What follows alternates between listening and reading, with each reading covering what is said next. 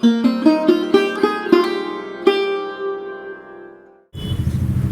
नमः शिवाय। नमस्ते दोस्तों, शिव गीता की इस यात्रा में आपका स्वागत है, अभिनंदन है। आज हम शिव गीता के 12वें अध्याय में प्रवेश करेंगे।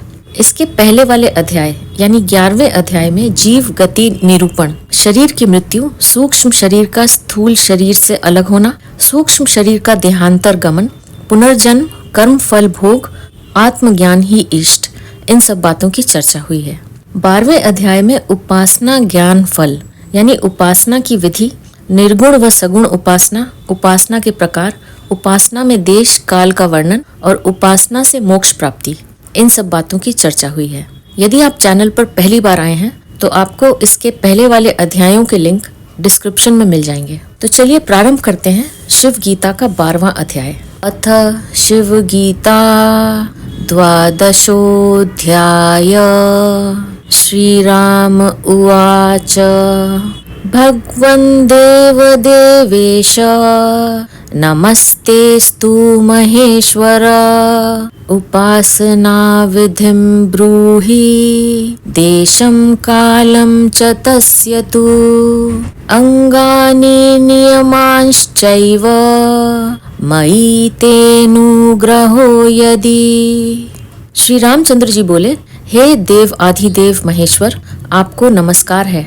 आप उपासना की विधि और उसका देश काल वर्णन कीजिए कि किस समय और किस प्रकार उपासना की जाए। जीव का स्वरूप तथा उसका परलोक गमन के विषय में पूछने के बाद अब श्री रामचंद्र जी शिव भगवान से उपासना की विधि के विषय में पूछने लगे कि जो सगुण उपासना करना चाहता है उसकी क्या विधि है, कृपया बताइए। हे भगवान, हमारे ऊपर आपकी कृपा हो तो उपासना का अंग और नियम कहिए। आइए देखते हैं कि श्री रामचंद्र जी के इस प्रश्न के जवाब में शिव भगवान ने क्या कहा। ईश्वर उवाच शृणु राम प्रवक्ष्यामि देशं कालम् उपासने सर्वाकारोऽहमेव ऐकः सच्चिदानन्द विग्रह मदंशेन परिच्छिन्ना देहा सर्वदिवौकसाम्। भगवान बोले, हे राम, मैं तुमसे उपासना की विधि और उसका देश काल कहता हूँ। तुम मन लगाकर सुनो। जितने देवता हैं वे सब मेरे ही रूप हैं, वास्तव में मुझसे भिन्न नहीं। शिव भगवान कहने लगे कि सृष्टि का मूल कारण तत्व तो वह ब्रह्म ही है जो निर्गुण स्वरूप है। उसकी उपासना कठिन है जिसे सामान्य व्यक्ति कर नहीं सकता। इसलिए सामान्य व्यक्ति विभिन्न देवी देवताओं की ही उपासना करते हैं। ये देवगण भी मेरा ही रूप है जिनकी भी उपासना की जा सकती है। उनकी उपासना की विधि का मैं तुमसे वर्णन करता हूँ, सुनो। ये त्वन्य देवता भक्ता यजन्ते श्रद्धयान्विताः तेऽपि मामेव राजेन्द्र यजन्त्य विधिपूर्वकम्। जो दूसरे देवताओं के भक्त हैं और श्रद्धा पूर्वक उनका पूजन करते हैं, हे राजन, वे मनुष्य मेरा ही भेद बुद्धि से यजन करने वाले हैं। शिव भगवान कहते हैं कि मैं ही निर्गुण रूप में ब्रह्म हूँ तथा ये देवता लोग भी मेरा ही स्वरूप है, किंतु लोग इन देवताओं को मेरे से भिन्न मानकर उनमें श्रद्धा करके उनका ही पूजन करते रहते हैं। यस्मात् सर्वमिदं विश्वं मत्तो न व्यतिरिच्यते सर्वक्रियाणां भोक्ताहं सर्वस्याहं फलप्रदः।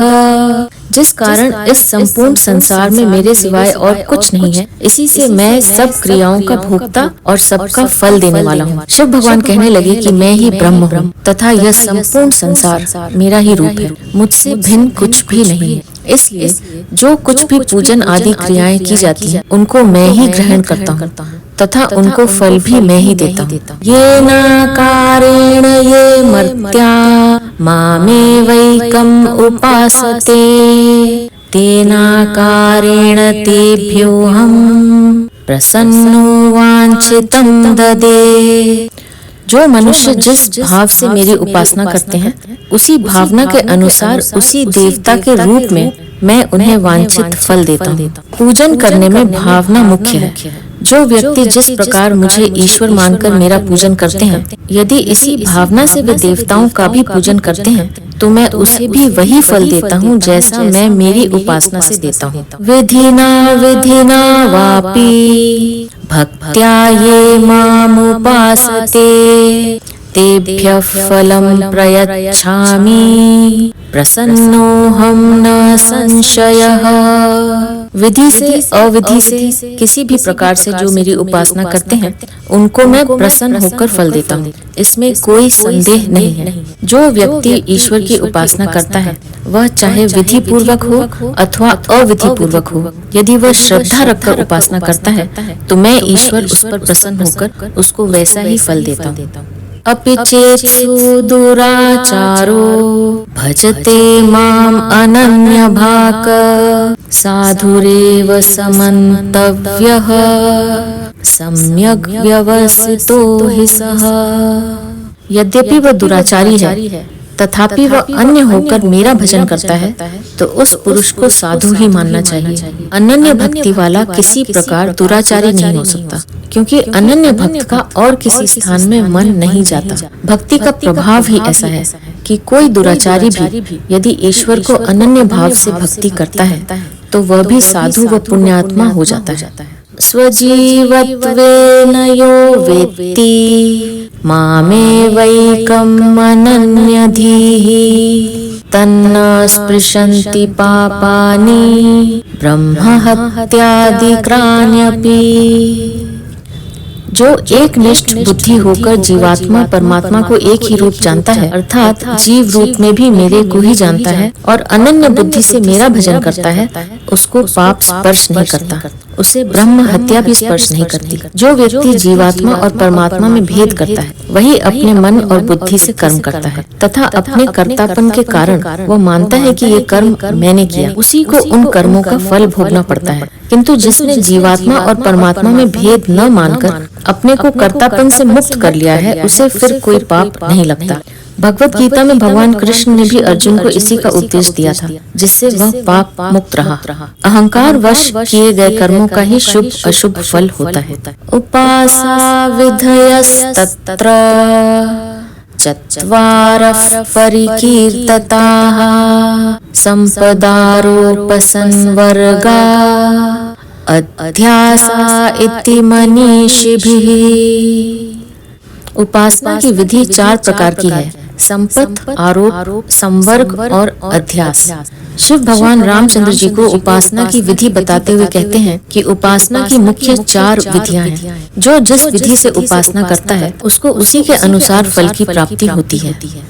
अल्पस्य चाधिकत्वेन गुणयोगाद्विचिन्तनम् अनन्तं वै मन इति संपद्विधिरुदीर्तः।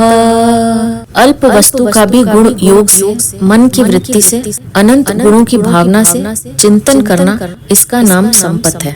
उपासना की पहली विधि संपत है। वस्तु चाहे अल्प हो, उपासना चाहे थोड़ी ही क्यों न हो, किंतु उसके गुणों पर विचार करके मन में ऐसी धारणा की जाए कि उससे मुझे कई गुना अधिक लाभ होगा, तो उस भावना के अनुसार ही मनुष्य को उस उपासना का लाभ मिलता है। उपासना की रूढ़ी पूरी करने की अपेक्षा भावना से करने का ही सुफल मिलता है।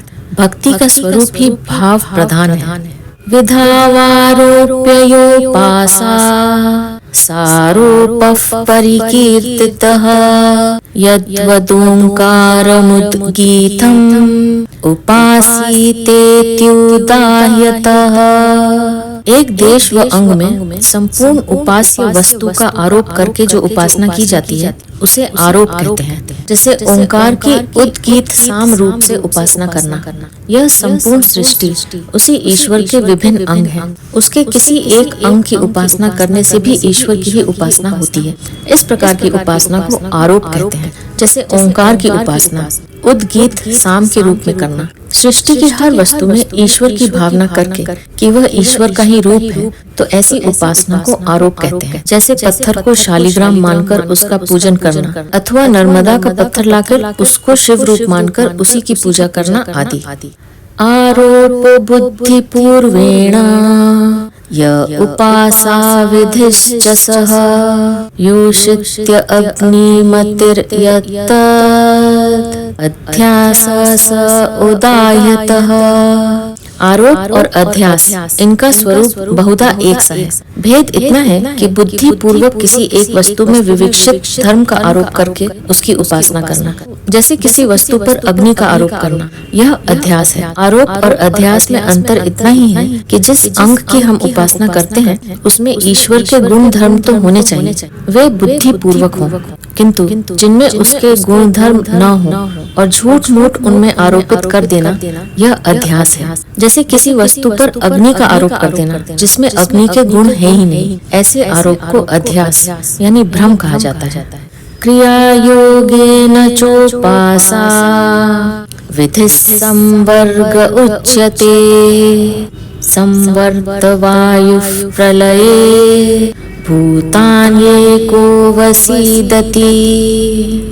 क्रिया योग से उपासना करने का नाम संवर्ग है। जैसे प्रलय काल में संवर्त नामक वायु अपनी शक्ति से सब भूतों को वश में करती है। उपासना की चौथी विधि संवर्ग कही जाती है। इसकी विधि क्रिया योग है। विभिन्न प्रकार की क्रियाएं जैसे योग, हठ योग, मंत्र जाप, प्रेत उपासना आदि क्रियाओं द्वारा मनुष्य में कई सिद्धियां आती हैं, जिससे वह कई भौतिक शक्तियों पर अपना अधिकार कर लेता है। वह उनसे इच्छित कार्य कराया जा सकता है। जिस प्रकार संवर्त नामक वायु प्रलय के समय सब भूतों को अपने वश में करती है, ये सिद्धियां आत्मज्ञान में बाधक बन जाती हैं।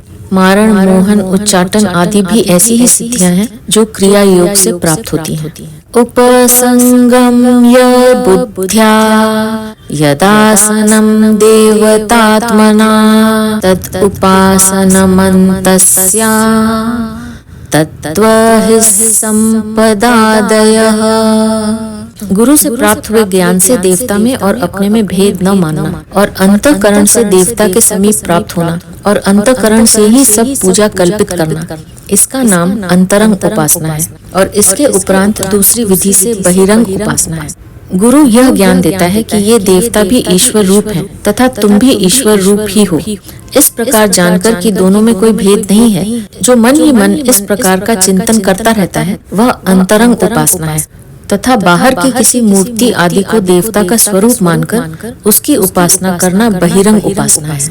ज्ञानांतरांतरित सजाति ज्ञान संहतेः संपन्न देवतात्मत्वम् उपासनामुदीरितम्। तब इस प्रकार किसी की उपासना करनी और कहाँ तक करनी, किसी भी देवता की उपासना करते हुए ध्यान से उस देवता के स्वरूप का जो ज्ञान होता है, उस ज्ञान को विजातीय ज्ञान से, शिव का ध्यान करते हुए, कामिनी के ध्यान से, मध्य में विच्छिन्न न होकर, व्यवधान रहित ज्ञान परंपरा से निधि ध्यास न करके ध्यान योग्य देवताओं में अपनी बुद्धि लगाकर एक रूप का साक्षात होने तक उपासना करते रहना है।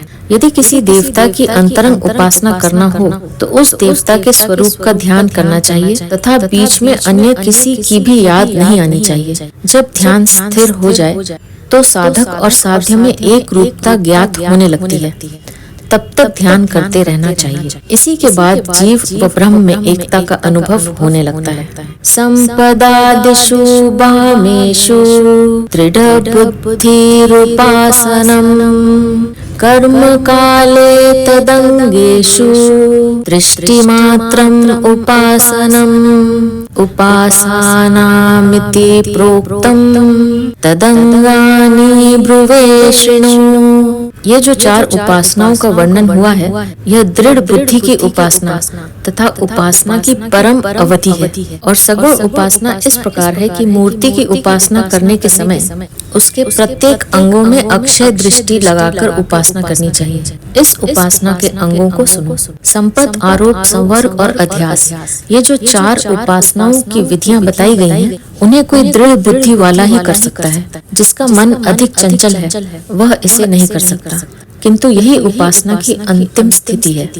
इसी से जीव और ब्रह्म की एकता सिद्ध हो जाती है। किंतु जो सगुण उपासना करना चाहता है वह उस देवता की मूर्ति के प्रत्येक अंग में अपने ध्यान को स्थिर करे, अपनी दृष्टि एक ही अंग पर स्थिर करे। यही त्राटक विधि है जिससे मन केंद्रित हो जाता है। तीर्थ क्षेत्रादि गमनम श्रद्धां तत्र परित्यजेत् स्वचित्तैकाग्रता यत्र तत्रासीत सुखम द्विजः। उपासना के योग्य स्थान का कथन करते हैं कि तीर्थ और क्षेत्र आदि में ही जाने से उपासना होगी, इस विचार को छोड़ दें और जहाँ अपना चित्त स्वच्छ और एकाग्र हो जाए वहाँ पर ही सुख से बैठकर उपासना करें। उपासना पर ध्यान करने के कई साधक कहते हैं कि तीर्थ आदि पवित्र स्थानों पर साधना करने से शीघ्र उपलब्धि होती है, किंतु शिव भगवान कहते हैं कि यह बहुत आवश्यक नहीं है। जहाँ चित्त शांत व एकाग्र हो जाए वहीं बैठकर उपासना की जा सकती है। चित्त का शांत होना ही ध्यान व उपासना में सहायक होता है। यदि घर में भी ऐसी सुविधा हो तो वहीं उपासना की जा सकती है। कंबले मृदुतल्पे वा व्याघ्रचर्मणि वा स्थितः विविक्त देशे नियतः समग्रीव शिरस्तनुः अत्याश्रमस्थ सकलानि इन्द्रियाणि निरुध्य च भक्त्याथ स्वगुरुं नत्वा योगं विद्वान् प्रयोजयेत्। कंबल, मृदु कपास, वस्त्र अथवा मृग चर्म पर स्थित होकर एकांत स्थान में स्थित हो ग्रीवा और शरीर को सीधा करके विधि पूर्वक संपूर्ण इंद्रियों को निरुद्ध करके तथा भक्ति पूर्वक अपने गुरु को प्रणाम करके ज्ञान की प्राप्ति के लिए योग की साधना करें। स्थान का चयन करने के बाद शिव भगवान कहते हैं कि शुद्ध आसन का चयन करें। इसमें कंबल अथवा मृग चर्म का आसन बिछाकर उस पर सूती वस्त्र बिछाकर इस प्रकार बैठें कि शरीर व गर्दन सीधी रहे। फिर समस्त इंद्रियों को निरुद्ध करके अपना सारा ध्यान मन में केंद्रित करें। स्थान भी एकांत हो जहाँ कोई शोरगुल न हो। फिर अपने गुरु को प्रणाम करके ज्ञान की प्राप्ति के लिए योग की साधना करें। शांत मन में ही आत्मा अनुभूति होती है, अतः मन को शांत करना ही योग में सिद्धि का मार्ग है। यस्त्वविज्ञानवान् भव ययुक्त मनसा सदा तस्येन्द्रियाणि वश्यानि दुष्टाश्वा इव सारथेः। जिसका अंतकरण मूढ़ और विवेक शून्य है उसकी इंद्रियां दुष्ट घोड़ों की समान है। अर्थात जिस प्रकार दुष्ट घोड़ा सारथी के वश में नहीं आता वैसे ही दुष्ट इंद्रियों वाले उन्हें वश में नहीं कर सकते।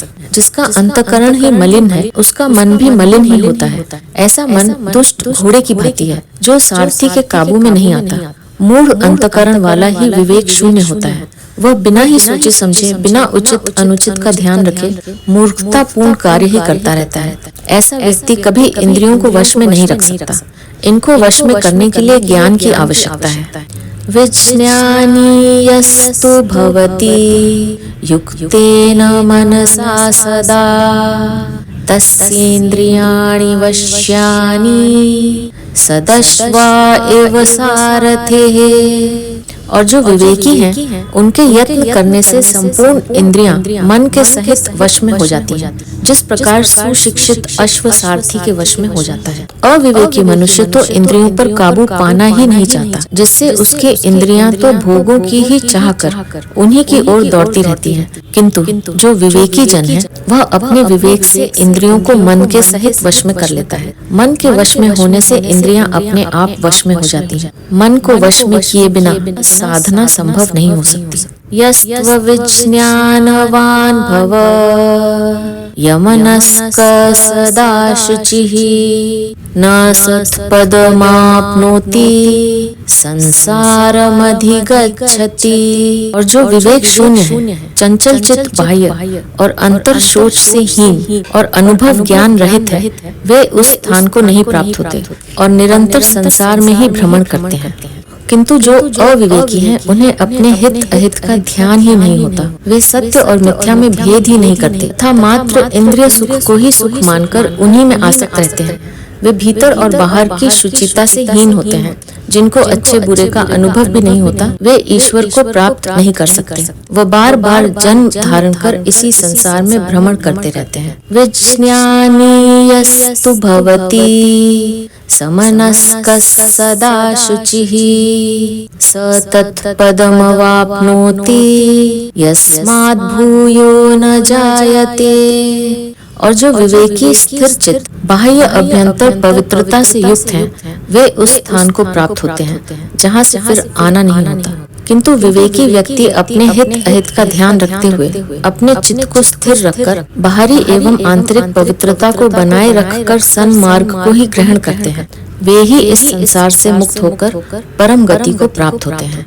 विज्ञान सारथिर्यस्तु मनः प्रग्रह एव च सोऽध्वनः पारमाप्नोति ममैव परम पदम्। जिसका विज्ञान रूपी सारथी मन रूपी लगाम धारण किए है, इंद्रिय रूपी घोड़े जुते शरीर रूपी रथ में जो बैठा है, वह संसार रूपी मार्गों से पार हो परम पद को प्राप्त हो जाता है। कठोपनिषद में भी इस शरीर मन बुद्धि तथा आत्मा की उपमा रथ एवं सारथी से दी गई है। यहाँ भी शिव भगवान कहते हैं कि ये इंद्रियां तो दुष्ट घोड़ों की भांति हैं, जिस पर नियंत्रण न करने से ये आत्मा को गहरे गड्ढे में गिरा सकती है। इनको बुद्धि रूपी सारथी मन रूपी लगाम से ही नियंत्रण कर सकता है। यह शरीर ही रथ के समान है जिसमें आत्मा सवार है।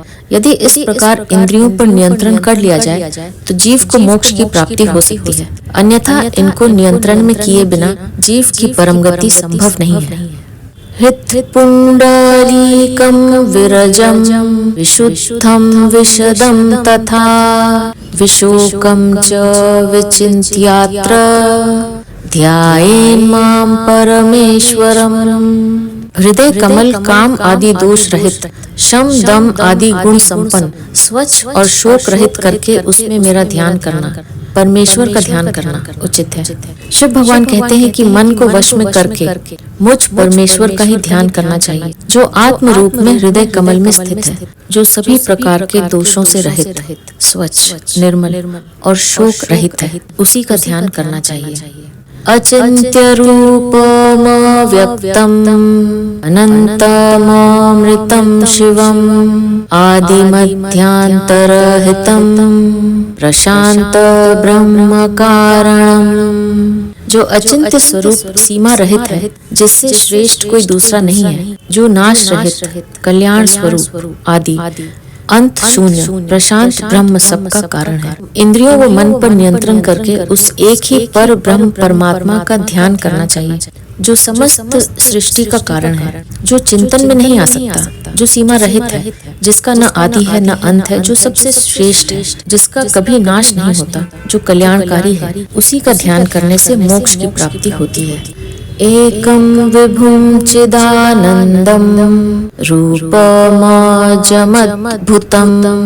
शुद्धस्फटिकसंकाशं उमादेहार्धधारिणम्। सर्वव्यापक सच्चिदानंद स्वरूप, रूप रहित, उत्पत्ति शून्य, आश्रय युक्त मुझ ब्रह्म रूप को शुद्ध स्फटिक मणि के समान शरीर और अर्धांग में पार्वती को धारण किए। भगवान शिव अपने सगुण स्वरूप का वर्णन करते हुए कहते हैं कि मैं ही सच्चिदानंद स्वरूप ईश्वर हूँ, मैं ही सर्वव्यापक हूँ। यह समस्त सृष्टि मेरा ही स्वरूप है। मेरा कोई रूप व आकार नहीं है, मेरी किसी से उत्पत्ति नहीं हुई। मैं ही सृष्टि के आदि में था, मैं ही आश्रय युक्त हूँ तथा शुद्ध स्फटिक की भांति उज्जवल हूँ तथा अर्धांग में पार्वती जी को धारण किए हुए हूँ। इस प्रकार के स्वरूप का ध्यान करें। व्याघ्र चर्मांबरधरम नीलकंठ त्रिलोचनम जटाधरम चंद्रमौलिम नागयज्ञोपवीतिनम। व्याघ्र चर्म ओढ़े, नीलकंठ त्रिलोचन जटाजूट धारण किए, चंद्रमा शरीर पर धरे, नागों का यज्ञोपवीत पहने। शिव भगवान कहते हैं कि पूर्व में मैंने अपना निर्गुण ब्रह्म का स्वरूप बताया, किंतु यह मेरा सगुण रूप है। जो सगुण ब्रह्म की उपासना करना चाहें, वे मेरे इस सगुण रूप का ध्यान करें। व्याघ्र चर्मोत्तरीयं च वरेण्यामभयप्रदम् पराभ्याम् ऊर्ध्वहस्ताभ्याम् विभ्राणं परशुं मृगम्। व्याघ्र चर्म का ही दुपट्टा ओढ़े सर्वश्रेष्ठ भक्तों के अभयदाता, पीठ की ओर ऊंचे दोनों हाथों में मृग और परशु धारण किए, सब अंगों में विभूति लगाए तथा संपूर्ण आभूषणों से भूषित अंग। शिव भगवान कहने लगे कि मेरा ऐसा ही सगुण रूप है जिसका हृदय कमल में ध्यान करें। भूति भूषित सर्वांग सर्वाभरण भूषितम् एवमात्मारणिं कृत्वा प्रणवं चोत्तरारणिम् ध्यान निर्मथानाभ्यास साक्षात पश्यति माम जनः। इस प्रकार से आत्मा को अरणि और प्रणव को उत्तर अरणि करके उसका मंथन करता हुआ मेरे कहे अनुसार ध्यान करे तो वह मेरा साक्षात्कार पाता है। शिव भगवान कहते हैं कि जिस प्रकार दो अरणि लकड़ियों को रगड़ने से अग्नि उत्पन्न होती है, उसी प्रकार आत्मा में निरंतर ओंकार की ध्वनि करता हुआ यदि कोई मेरे स्वरूप का ध्यान करता है तो उसे मेरा साक्षात्कार होता है। वेदवाक्यैरलभ्योऽहं न शास्त्रैर्नापि चेतसा ज्ञानेन शृणुते यो मां सर्वदाहं वृणोमि तम्। वेद वाक्य और शास्त्रों के वचन से मुझे कोई नहीं पा सकता, परंतु जो एकाग्र चित्त से सदैव मेरा ध्यान करता है मैं उसे प्राप्त होता हूँ और उसे फिर त्याग नहीं करता। ईश्वर की प्राप्ति केवल ध्यान से होती है। वेदों को पढ़कर तथा शास्त्रों में कही गई बातों का कथन व वाचन करते रहने से ईश्वर प्राप्ति नहीं होती। यह आत्मा न तो प्रवचन से, न बुद्धि से और न बहुत सुनने से प्राप्त हो सकती है। यह जिसको स्वीकार कर लेती है उसके द्वारा ही प्राप्त किया जा सकता है।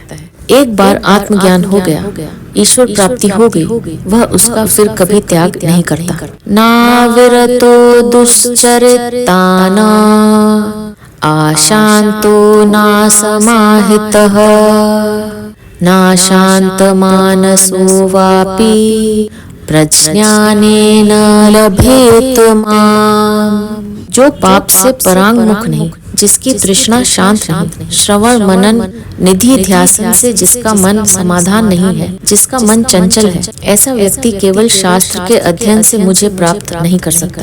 ईश्वर प्राप्ति के लिए सर्वप्रथम चित्त शुद्धि आवश्यक है। जो पाप कर्मों में लिप्त है, जिसका मन श्रवण मनन निधि ध्यासन में नहीं लगता, जिसका मन चंचल है, किसी स्थान पर स्थिर ही नहीं रहता, ऐसा व्यक्ति यदि शास्त्र पढ़कर ईश्वर को प्राप्त करना चाहे तो यह असंभव है। जागृत स्वप्न सुषुप्त्यादि प्रपंचो यः प्रकाशते तत् ब्रह्माहमिति ज्ञात्वा सर्वबन्धैः प्रमुच्यते। जागृत स्वप्न सुषुप्ति इन तीनों अवस्थाओं का प्रपंच जिस साक्षी रूप अधिष्ठान ब्रह्म स्वरूप के द्वारा प्रकाशित होता है वह ब्रह्म मैं ही हूँ। ऐसा यथार्थ जानने से यह संपूर्ण बंधनों से मुक्त हो जाता है। मनुष्य पर केवल एक ही बंधन है और वो बंधन है प्रकृति का। उसके सभी कर्म व व्यवहार प्रकृति के गुणों द्वारा ही होते हैं, जिससे वह ब्रह्म को नहीं जान सकता। जागृत स्वप्न व सुषुप्ति अवस्था में जो कुछ दिखाई देता है वह अनुभव होता है, वह सब प्रकृति ही है तथा शरीर में आत्मा इस प्रकृति का साक्षी है। वह किसी कर्म में लिप्त नहीं होता, न वह कर्म करता है और न किसी को बाध्य ही करता है। इस आत्मा का ज्ञान सुषुप्ति से भी परे तुर्य अवस्था में ही होता है, जिसको जान लेना ही ज्ञान है तथा इसी को जानकर मनुष्य मुक्त हो जाता है। फिर प्रकृति का बंधन समाप्त हो जाता है। शिव भगवान कहते हैं कि वही ब्रह्म मेरा निर्गुण स्वरूप है। त्रिषु धामसु यद् भोग्यं भोक्ता भोगश्च यद् भवेत् तेभ्यो विलक्षण साक्षी चिन्मात्रोऽहं सदाशिवः। तीनों अवस्थाओं में जो भोग पदार्थ, जो भोक्ता और जो भोग्य वस्तु है, ये तीनों ब्रह्म की सत्ता से कल्पित है। इनका मैं साक्षी चिन्मय रूप हूँ, विलक्षण सदाशिव हूँ। शिव भगवान कहते हैं कि संसार में जो भी भोग्य पदार्थ है तथा जो इनका भोग करने वाला है वे सब मेरी ही सत्ता से कल्पित हैं। ये वास्तव में महत्वहीन है। भोग्य पदार्थ प्रकृति है, वह जीवात्मा भोगता है तथा मैं आत्मा रूप में साक्षी हूँ। वह मैं ही सदाशिव हूँ, इसलिए मैं इन सबसे विलक्षण हूँ, इन सबसे परे हूँ। कोटि मध्याहं सूर्याभं चंद्रकोटि सुशीतलम् चंद्र सूर्याग्नि नयनम स्मरेत वक्र सरोरुहम। मध्याह्न काल में करोड़ों सूर्य के समान तेज युक्त और करोड़ों चंद्रमाओं के समान शीतल, चंद्र सूर्य और अग्नि के समान जिसके नेत्र हैं, उनके मुख्य कमल का स्मरण करें। उस ब्रह्म का तेज ऐसा है जैसे मध्याह्न में करोड़ों सूर्य हों तथा इतना शीतल है जैसे करोड़ों चंद्रमाओं की शीतलता हो, जिसके नेत्र चंद्रमा और सूर्य की अग्नि के समान तेजस्वी हैं। इस प्रकार के स्वरूप का ध्यान करना चाहिए। एको देव सर्वभूतेषु गूढ़ सर्वव्यापी सर्वभूतांतरात्मा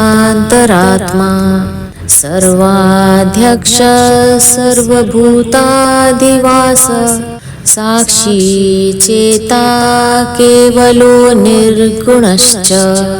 एक ही परमात्मा संपूर्ण भूतों में गुप्त है, सर्वव्यापी और सब भूतों का अंतरात्मा है, सबका अध्यक्ष और सब भूतों में निवास करने वाला, सबका साक्षी, चित्त की प्रेरणा करने वाला, निर्लेप और निर्गुण है। वह परमात्मा यद्यपि सभी भूत प्राणियों में स्थित है, किंतु वह स्वयं निर्गुण व निर्लेप है।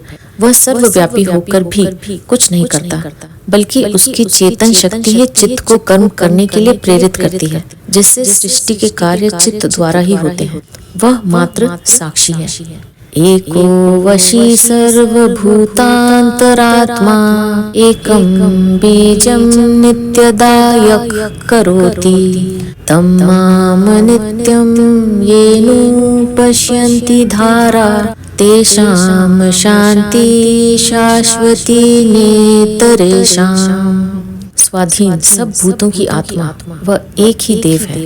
माया रूप प्रपंच का बीज प्रकट करता है, वह पुरुष मैं ही हूँ। मुझको जो धीर मनुष्य शास्त्र और आचार्य के उपदेश से साक्षात्कार करते हैं, उन्हीं को निरंतर शांति और कैवल्य मुक्ति होती है।